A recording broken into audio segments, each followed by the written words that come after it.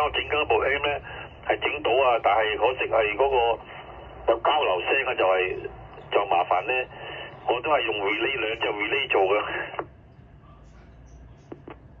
而家唔使㗎，而家電子開關㗎。佢有一種零件叫做偏 dial 啊，偏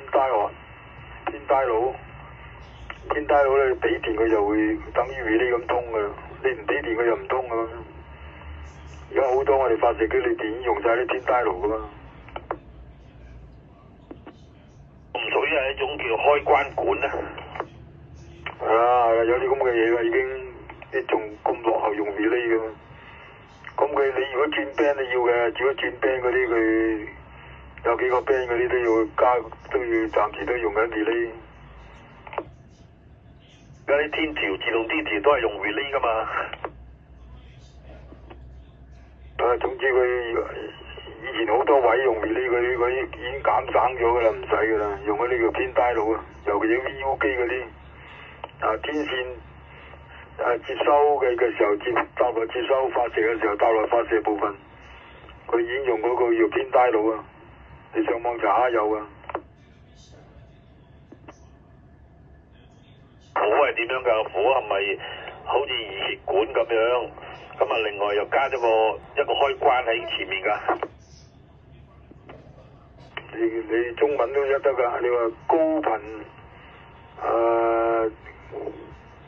開關二極管啦，應該係咁上下啦，偏 dial。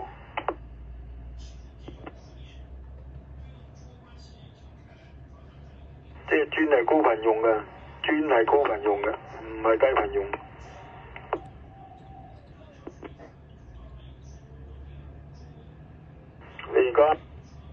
你而家整嗰啲咩 dummy load 唔使整㗎啦，佢而家出到成品嘅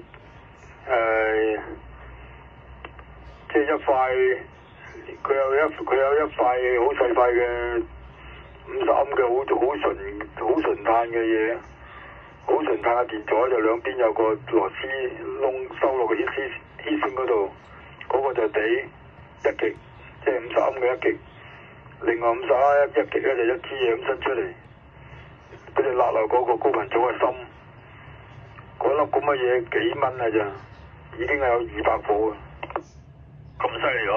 以前要唔知並住呢隻電阻落去，哇！用做嗰啲電阻火數咧，起碼有成10瓦嗰啲係嘛，先至攞成8火啊！